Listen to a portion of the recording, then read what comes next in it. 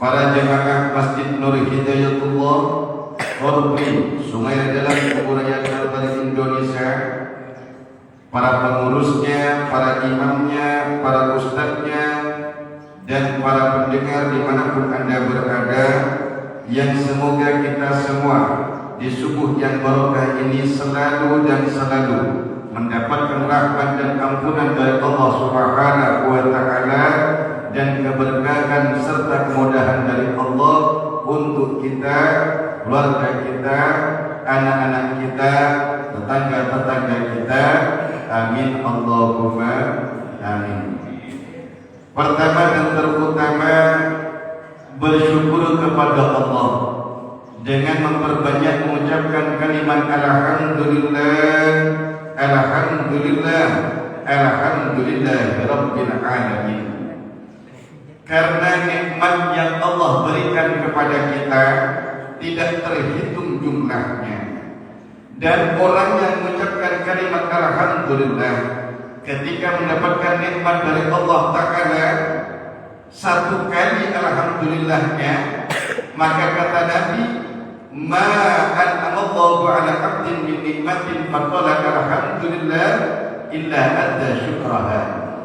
Apabila Allah Ta'ala memberikan nikmat kepada seorang hamba dengan suatu nikmat, lalu dia ucapkan kalimat alhamdulillah satu kali, maka berarti dia telah memenuhi syukur daripada nikmat tersebut.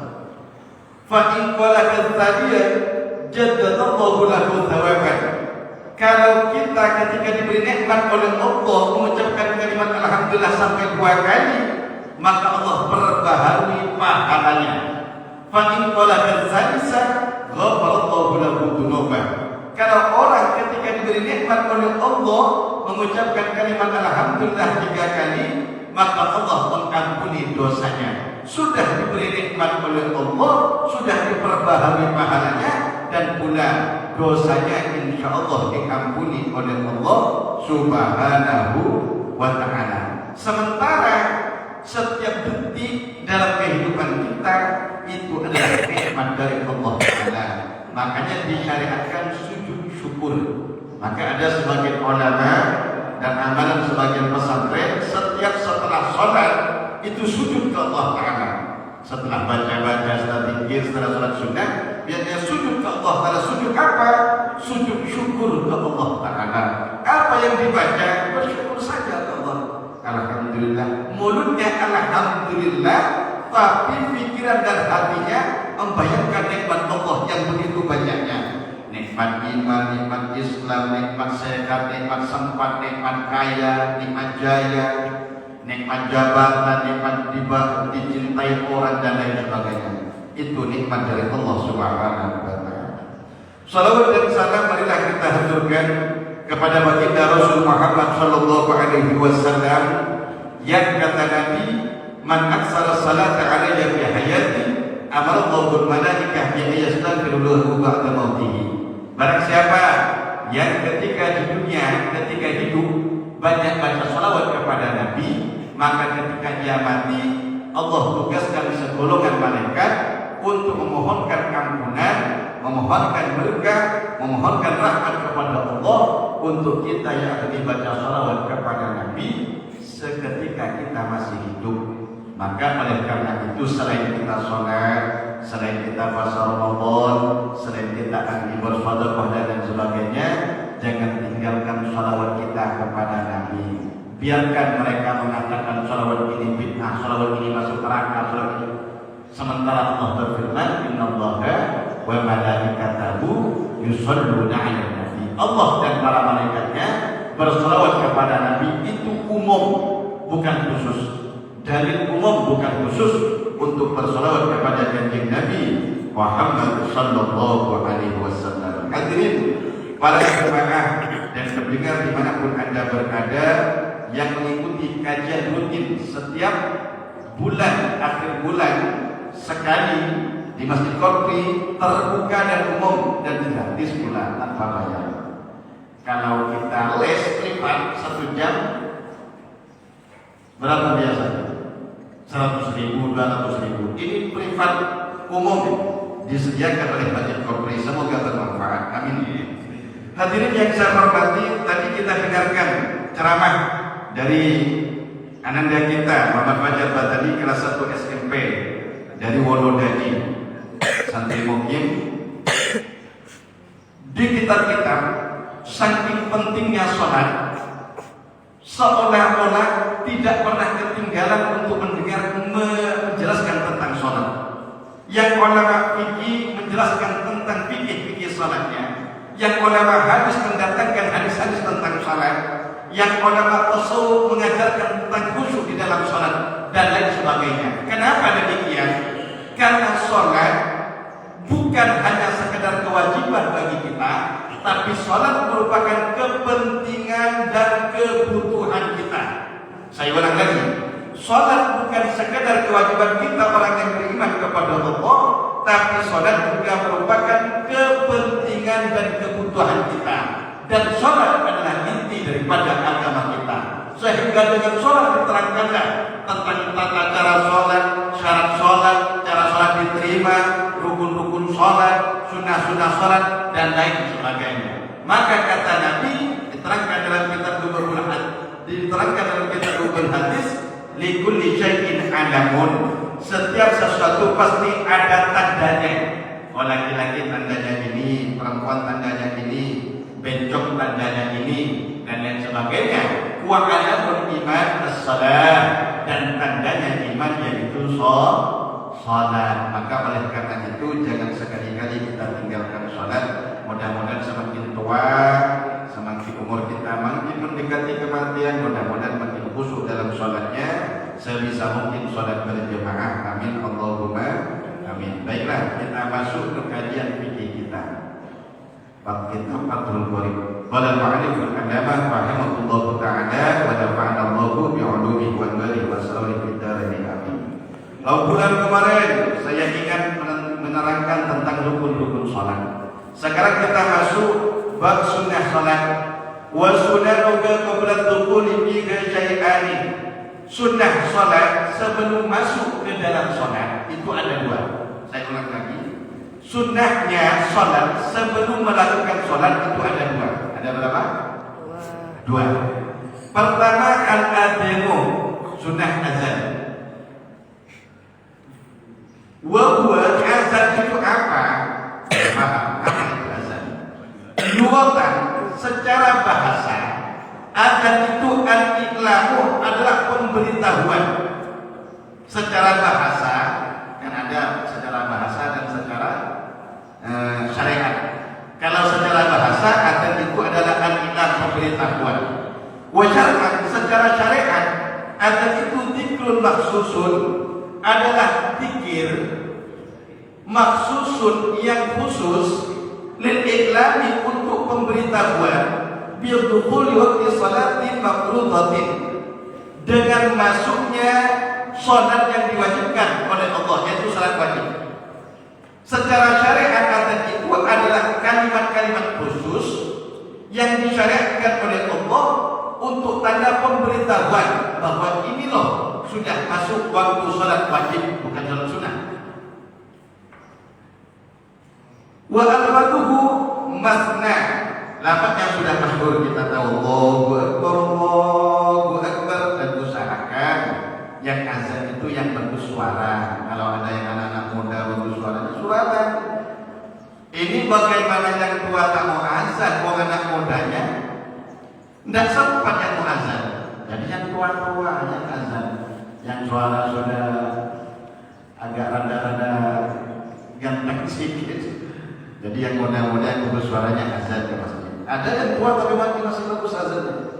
Kalau walaupun dibayar banyak tidak apa-apa. Yang penting dengan azannya tersebut orang masjid khusyuk dengan azannya tersebut, melihat dan lain sebagainya. Kemudian yang kedua, wal iqamatu, iqamah. Jadi sunnahnya sebelum sholat azan dan iqamah. Andai kata kita sholatnya di rumah, apakah ini sunnah azan dan iqamah? Sunnah juga, Pak. Tapi tak usah pakai mikrofon di rumah kita. Misalnya lakukan sholat masjid itu kan, Allahu Akbar, Allahu Akbar, Allahu Akbar, Allahu Akbar, dan lain sebagainya. Tak usah panjang-panjang. iqamat. Allahu akbar, Allahu akbar. Minimal iqamat. Allahu akbar, Allahu akbar. Syahadu la ilaha illallah, syahadu anna Muhammadar Rasulullah. Hayya 'alas shalah, hayya 'alal falah. Satunya hayya 'alas shalah di dada. Pakai marbutoh. Tak marbutoh. Hayya 'alas shalah, hayya 'alal falah. Ha, hayya 'alal falah. Qad qamatis shalatu. Qad qamatis shalatu, qad qamatis salat. Artinya qad qamat, telah datang, telah berdiri. As-salatu apa salat? Jadi fa'il wajib dibaca rafa kata ulama dulu. Qad qamatis shalatu, qad qamatis salat. Allahu akbar, Allahu akbar. La ilaha illallah. Itu yang sunnah. Setiap setelah sebelum salat. Kalau salat sunnah, kita sunnah ada. Apa yang disunahkan? Wa amma ghairaka fayunadi laha as-salatu jami'atan, atau as-salatu jami'atun sama. As-salatu jami'atan sama, as-salatu jami'atun sama benar. Misalnya kalau salat sunnah kayak salat tarawih, salat duha, salat apa yang disunahkan berjamaah kayak salat Idul Adha, Idul Fitri, maka lafaznya as-salatu jami'ah. Biasanya as-salatu jami'atun rahimakumullah boleh, as-salatu jami'atan rahimakumullah boleh. Kalau as-salatu jami'atun, as-salatu jadi mubtada, kata orang ngaji nahwu wajib dibaca rafa atau dhamma. Jami'atun jadi khabar, kata orang ngaji nahwu wajib dibaca rafa atau dhamma. Kalau as-salatu jami'atan jadi lil-ilgha, jadi dibaca nasab dan dibaca nasab. Baik. Wa sunanuka, adapun sunnah salat ba'da dukhuli tiga syai'an, setelah masuk di dalam salat itu dibagi dua. Satu sunnah af'al, dua sunnah hayat. Setelah masuk dalam salat, sunnah ada dua. Selain rukun kan ada kemarin 14, dan kalau di baju di Fathul Qorib 17, 18, karena tumakinah dihitung satu persatu sehingga jadi 18, 17 dan lain sebagainya. Cuma ada yang meringkas 14 karena sunnah tumakinah dijadikan satu dengan rukunya, dengan sujudnya, dengan duduk di antara sujud dan lain sebagainya. Baik, sunnah akad di dalam sholat. Sunnah akad ini kalau kita lupa tinggalkan, tersah kembali tapi sunnah sujud sahwi. Apa? Pertama, al-awwal at-tasyahudul awal, tasyahud pertama. Itu sunnah akad. Tahiyat pertama di dalam sholat sunnah akad. Jadi kalau lupa, kemarin saya jelaskan, kalau sudah tegak tersah kembali. Tapi sujud sahwi nanti. Walaupun ingat, walaupun makmumnya subhanallah, tersah kembali. Jadi makmum harus ikut. Karena imam lupa, imam tersah kembali kalau sudah tegak. Tetapi kalau masih begini, saya terangkan lagi biar pendengar ingat. Allah, subhanallah, dan sebagainya. Kalau ingat. Kalau sudah tegak, Allah, subhanallah, bagus. Allah, jangan jengkel. Subhanallah, tersah kembali. Kalau kembali sudah tegak kembali, batal sholatnya imam. Jadi makmum ikut nanti sujud sahwi sebelum salam dan setelah tahiyat akhir. Kemudian wal qunutu fi subhi, termasuk sunnah akad kunut di dalam subuh. Mazhab Syafi'iyah itu kunut setelah subuh termasuk sunnah akad. Karena ada hadis sahih di dalam kitab Sahih Bukhari. Saya punya kitabnya kaji di rumah. Kitab hadis Sahih Bukhari, kitab kuningnya saya punya. Kitab Sahih Bukhari, Sahih Muslim, Sunan Abi Dawud. Ada kutubus sittah, kalau panjenengan pernah dengar kutubus sittah kitab hadis yang 6. Sahih Bukhari, Sunan Sahih Muslim, Sunan Abu Dawud, Sunan Nasa'i, Ibnu Majah, Tirmidzi, dan lain sebagainya. Apakah kunut subuh termasuk sunnah akad? Jadi kalau lupa sama dengan i'tidal. Misalnya tak kunut turun Kalau dia sudah tegak duduk, terasa kembali. Cuma kalau misalnya lupa setelah ruku, sami Allahu liman hamidah, Rabbana lakal hamdu dan lain sebagainya terus. Mau turun, Allah, kembali atau apa? Cuma kalau sudah tegak sujud, Allah sudah ini sampai ke tempat sujudnya, maka terasa kembali dan makmum ikut. Jangan dikit Allah, karena berarti imamnya ngerti. Lupa. Jadi nanti setelah tahiyat akhir sunnah melakukan sujud sahwi. Lafadznya masyhur. Allahumma hdini kalau sendirian. Allahumma hdini fiman hadait wa afini fiman afait, panjangkan afait, wa tawallani fiman tawallait, wa barik li fima, jangan fiman, wa barik li fima a'tait, dan berkahi aku ya Allah di dalam apa-apa yang Engkau berikan kepadaku. Kalau jadi imam, Allahumma hdina fiman hadait wa afina fiman afait wa tawallana fiman tawallait wa barik lana fima a'tait wa qina bi rahmatika syarra ma qadait. Kemudian terus ada ikan.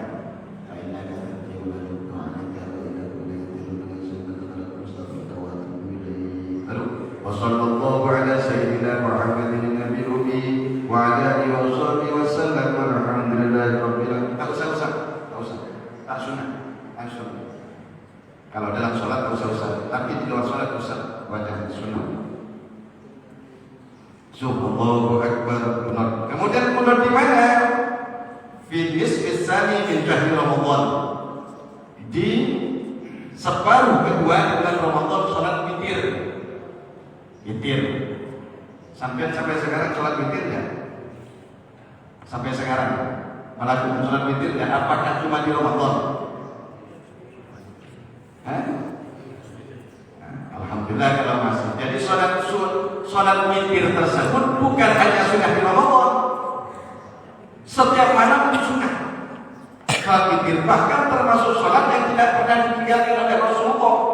Itu sholat witir yang dimakmurkan oleh para ulama dalam kitab Sahih Bukhari Muslim, bahwa Rasulullah tidak pernah meninggalkan salat 11 rakaat, yaitu salat witir itu. Di dalam kitab Sahih Bukhari memang dijelaskan bagaimana caranya. Paling sedikit 1 rakaat, sempurnanya sedikit 3 rakaat. 3 rakaat ini bisa dilakukan sekaligus. Berarti usolli sunnatul witir 3 rakaat. Niat saya salat witir 3 rakaat karena Allah Ta'ala. Tapi tak pakai tahiyat akhir, tidak ada tahiyat pertama, langsung tahiyat terakhir. Biar tidak serupa dengan salat maghrib. Kalau kita kuat, silahkan salat witirnya di akhir malam.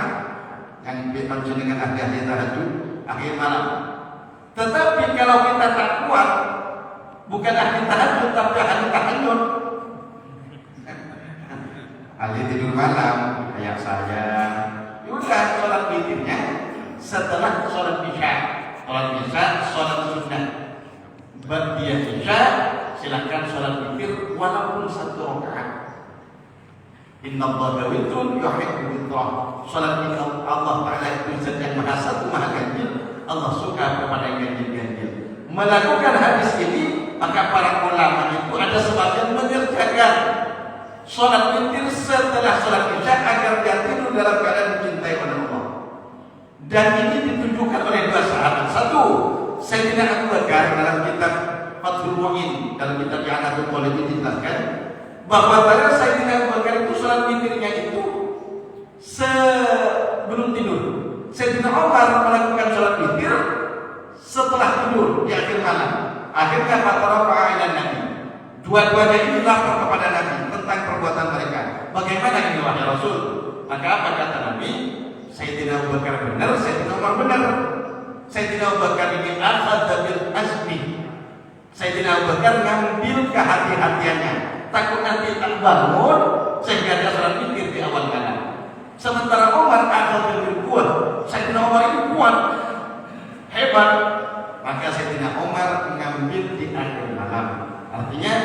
silakan ikuti, terserah kamu dengan witir.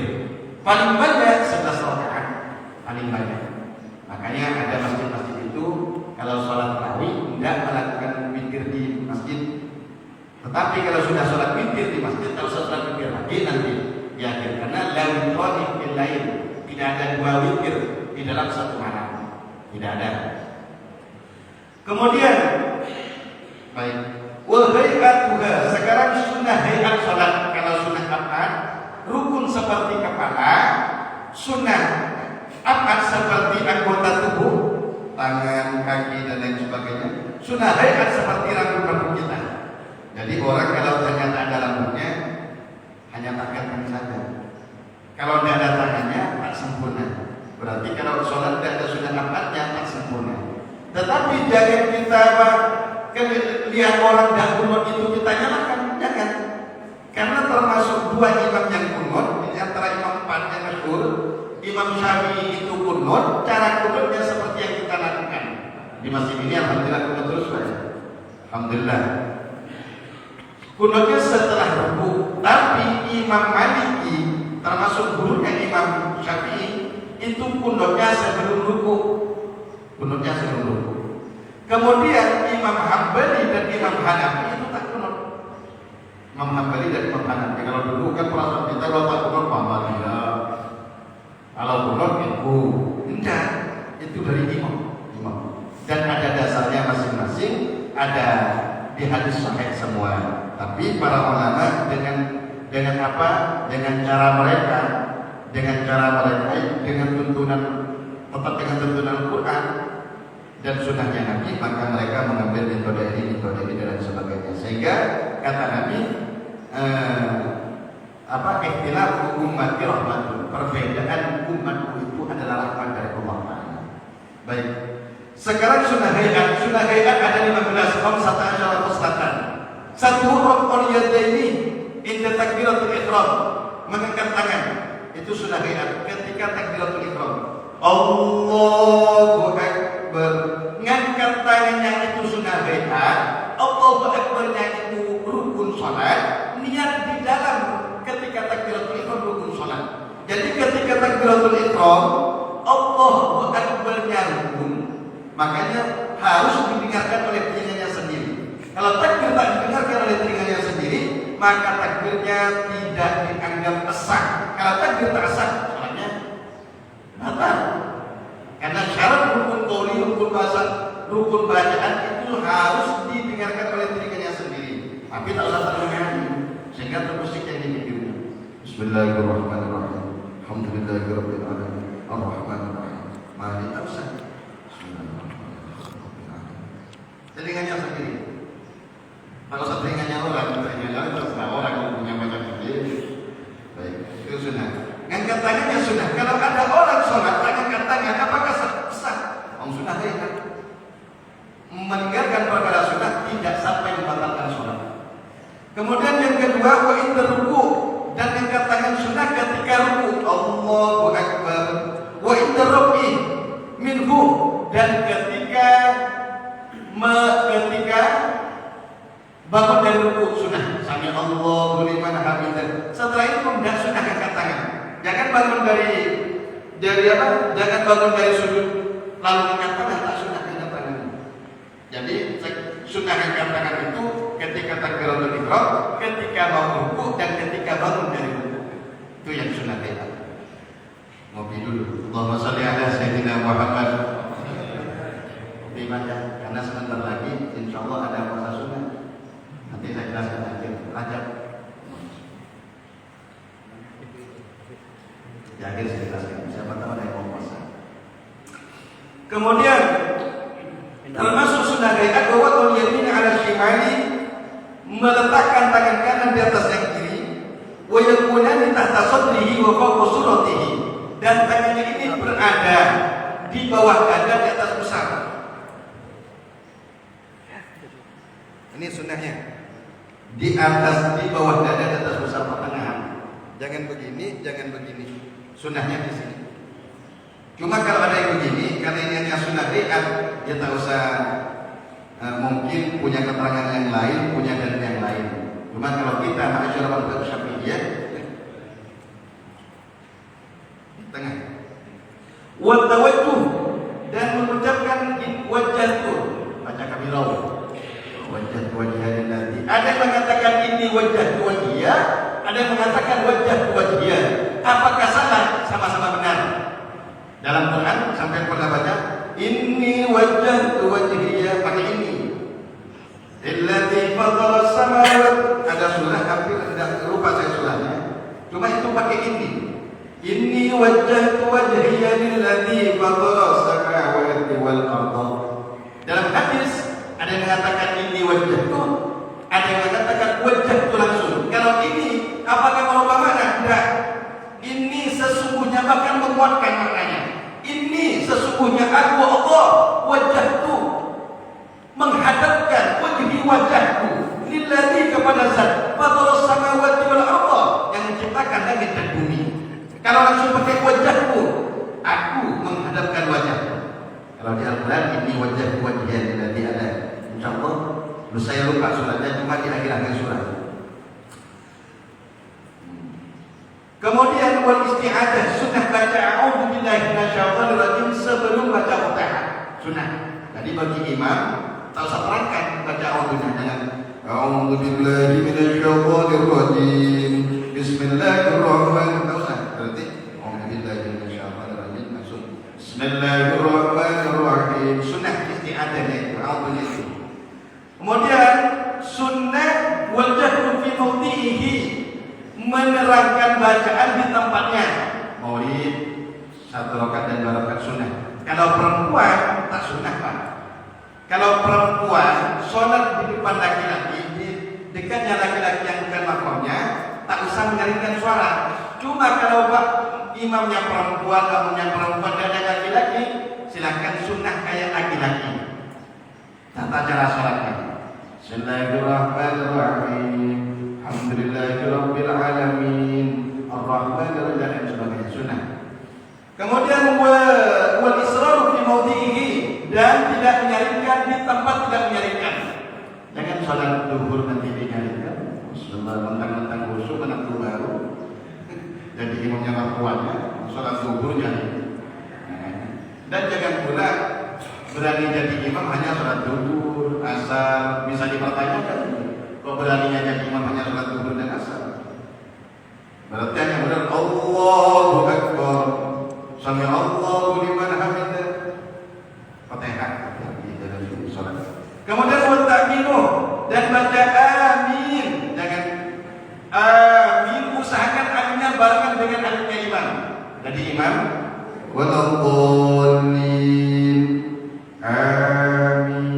Karena kalau barengan aminnya imam, maka berarti barengan dengan aminnya malaikat. Kalau barengan dengan aminnya malaikat, dosa kita diampunkan oleh Allah Taala. Allahumma shalli ala sayyidina Muhammad. Wa qira'atus surah, dan baca surah. Sunnah baca surah di rakaat pertama dan rakaat kedua. Di rakaat terakhir, ketiga dan keempat tak sunnah. Dan yang sholat sendirian, walaupun sholat sendirian sudah baca surah. Surah apa? Terserah hafalnya kita. Jangan paksakan. Subuh agak panjang sedikit, tapi jangan baca Yasin. Kecuali tidak apa-apa baca Yasin, tapi jangan baca semua.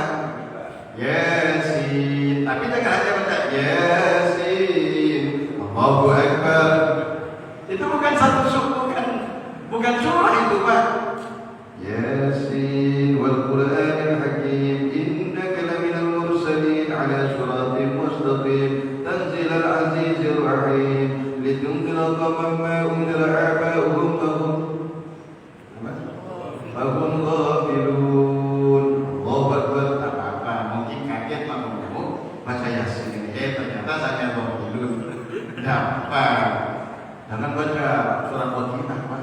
Ini zaman modern sekarang. Subuh agak panjang, Isya di bawah subuh, dan subuh jangan baca Qul, Pak. Karena di tetangga-tetangga kita ada yang baru bangun, kalau sampai imam baca suratul Ikhlas baca Qul, tak dapat sholat berjamaahnya dong. Baca wasyamsi wal duha. Sabbih kalau Jumat baca sabbih rabbikal a'la,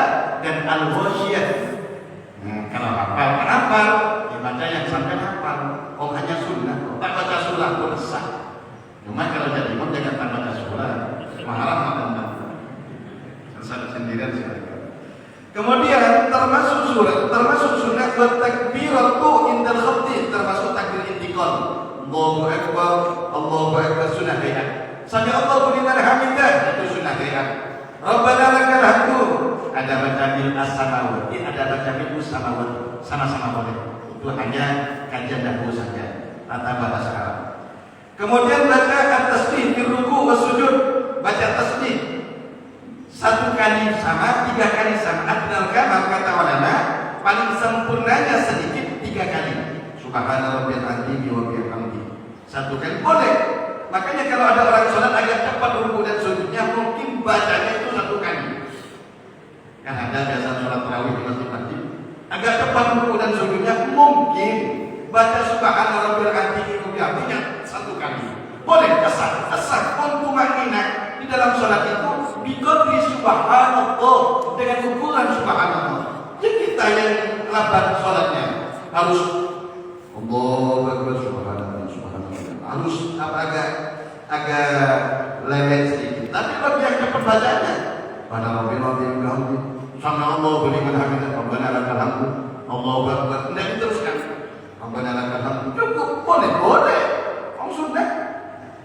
Pada rabbil azim bihamdi, cuma sempurnanya subhanallah rabbil azim bihamdi. Yang tak sah itu kalau baca cuma ingatkan. Saya contohkan yang tak sah dan yang sah. Allahu akbar. Ini berarti enggak ada tumakinah nih. Allahu akbar langsung. Kan ada Allahu akbar subhanallah. Ini enggak tumakinah nih. Allahu akbar subhanallah. Sampai Allah ini masih ada walaupun sedikit. Karena tumakinah itu di subhanallah. Karena orang yang sholat lama tidak menjadi khusyuk, Pak. Ada ini sebagian orang ini, Pak, ya, bukan kita semua. Ada orang yang semakin lama semakin kemana-mana pikirannya. Siapa yang merasa dengan sebut di sini? Semakin lama sholat semakin kemana-mana pikirannya. Mendingan sholat seperti itu lebih singkat sholatnya. Ada orang ada sebagian jemaah ini, sebagian kita, kalau sebentar dia kurang khusyuk, berarti dia baiknya sholatnya itu agak lama sedikit. Maksudnya baca lembek. Maksud bacaan dan terlalu cepat. Kalau kita semakin lama sholatnya semakin kemana-mana, mendingan sholatnya agak dipercepat. Nah, bahaya kan, intinya kan khusyuk sholat itu. Tenang, tumakinah ada. Semakin lama semakin kemana-mana. Mana dengan saya? Apalagi yang sedang jualan, jangan lama-lama sudah. Kira-kira. Bukan kita pastikan kira-kira seperti itu. Kemudian bahwa terjadi ini ada pagi seperti biasa ini sudah dilihat semuanya. Meletakkan tangan di atas kedua paha. Ini dan jangan gerak itu makruh. Nah, makruh ini kan ada syahada la ilaha illallah.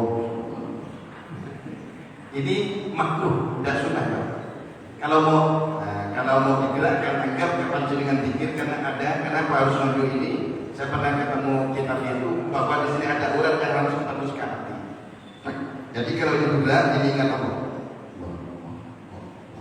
Tapi jangan begitu.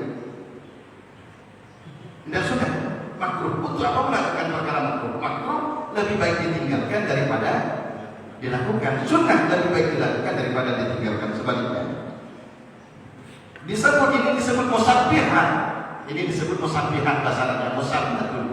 Artinya telunjuk yang bertasbih. Dulu ceritanya Nabi Allah Adam itu, ketika Nabi Allah Adam diciptakan oleh Allah, telunjuknya ini ada nur Nabi Muhammad SAW.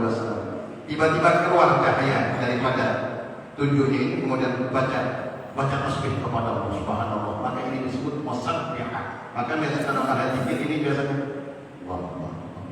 Ya cuma jangan tampakkan Allah. Ini mengikuti hati. Baik, saya selesaikan. Sudah. Kemudian duduk iktiras, duduk biasa seperti ini. Jadi mohon maaf, duduk iktirasnya begini. Nah, begini.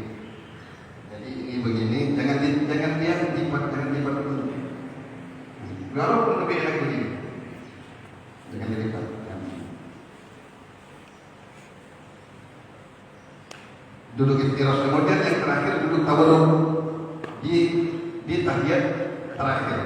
Ada yang kata ada orang duduk begitu tahiyat terakhir bukanlah kerusakan, hanya tidak dapat kesudahan saja.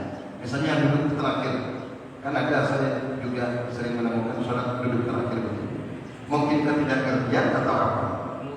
Hah? Oh, karena semua katanya duduk begini. Dan juga biasa kalau kerja mungkin hanya itu sementara tentang sunnah-sunnah sholat. Mungkin ada pertanyaan. Allah a'lam bishawab.